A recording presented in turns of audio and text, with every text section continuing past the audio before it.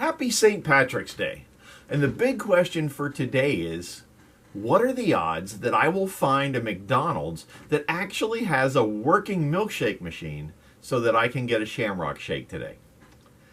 In chapter 5, verse 1 of the Apostle Paul's letter to the church in Ephesus, we read, "Follow God's example, therefore, as dearly loved children, and walk in the way of love, just as Christ loved us and gave himself up for us as a fragrant offering and sacrifice to God." Walk in the way of love. That's pretty good advice.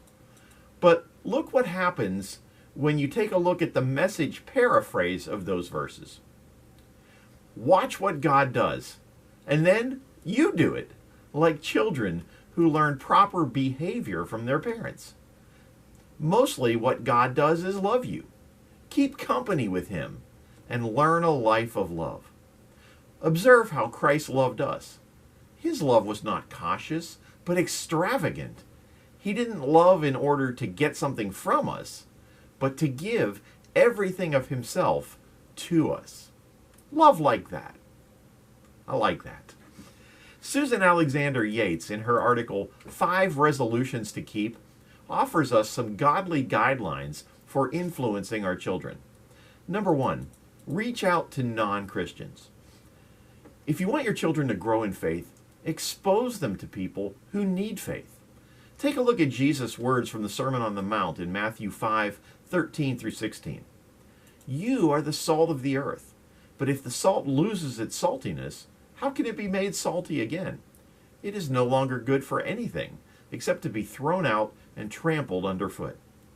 You are the light of the world. A town built on a hill cannot be hidden. Neither do people light a lamp and put it under a bowl. Instead, they put it on its stand, and it gives light to everyone in the house. In the same way, let your light shine before others, that they may see your good deeds and glorify your Father in heaven. God called us to be salt and light, but that won't happen if we spend all of our free time with fellow believers. Plus, our kids are more likely to reach out to others when they see that modeled at home. Befriend someone who is not a believer, like a neighbor, a coworker, a teacher or a coach, or your hairstylist. Reaching out can feel scary, but when you risk it, God will work through you in exciting ways. Alexander shares this story. For example, my friend Sandy took an active interest in a neighbor named Carol. Sandy invited Carol over for lunch and took her to a craft show. Although Carol and her husband didn't have children, Sandy included her in things she did with her kids. Carol and her husband weren't believers, and they didn't attend church. But out of curiosity, they soon began attending with their new friends. And after a period of time, both Carol and her husband became believers. It all began because Sandy was intent on reaching out in genuine friendship to non-believers, and her kids saw the results. And we have seen what happens when students start inviting their friends. Their friends get exposed to Jesus. They get saved. They get baptized, and their lives change. The second resolution is this: model gratitude. No one enjoys a whiny kid, including, I suppose, God. But God still loves those whiny kids. But when we appreciate him, it delights his heart. As the Message explains, children do learn from their parents. They pick up on the attitudes of their parents, their teachers, their coaches, and the adults who invest in their lives. Alexander shares that, I used to wake up in the morning thinking about all the things that I had to do and all the people who needed me. I got depressed before I even got out of bed. I realized that I needed an attitude adjustment. Hey folks, me too. So I started meditating on one of God's character traits the moment I awoke. As I lay quietly in my bed, thinking about how awesome God is, my perspective on the day changed dramatically.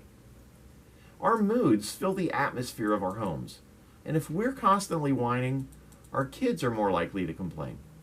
When we dwell on the negative, our kids learn to focus on what is lacking, rather than living with gratitude for the things that we have. Can we spend our days thinking, about how awesome God is? The third resolution is make time for your spouse. We get busy with kids, jobs, and church activities, and we think we will spend time with our spouse when things calm down. The problem with that is something that many of you already know. Things never calm down. Don't let the weeds of so-called important things choke out your relationship. Instead, nurture it. Look for ways to bring you and your spouse closer. Start with a weekly date. For Deb and I, we have two. Wednesday night after youth group at the end of 12-hour days for both of us so that we can wind down with a late dinner, usually at Applebee's or Chili's.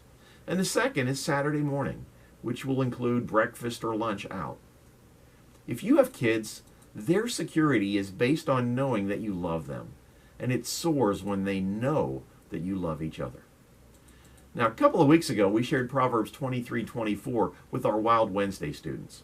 The father of a righteous child has great joy. A man who fathers a wise son rejoices in him.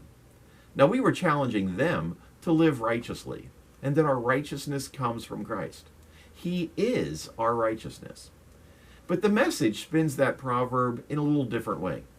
It says, parents rejoice when their children turn out well. Wise children become proud parents. Are we pointing our kids in the direction of wisdom? We are raising the next generation, future husbands and wives, who need to know that a happy marriage takes time and effort. If they see us nurturing ours, they'll learn a tremendous lesson. Now, Pastor Allen will continue this discussion with the fourth and fifth resolutions tomorrow on our Facebook page at the Village Church at World Golf Village. And remember, you don't have to wait until next January to put resolutions into your life. You can resolve to make healthy changes today. Or, if you like Shamrock Shakes, you can make a healthy change tomorrow. Unless, of course, the machine is down again. Have a great day, and remember these words of an old Irish blessing. May the road rise to meet you. May the wind be always at your back.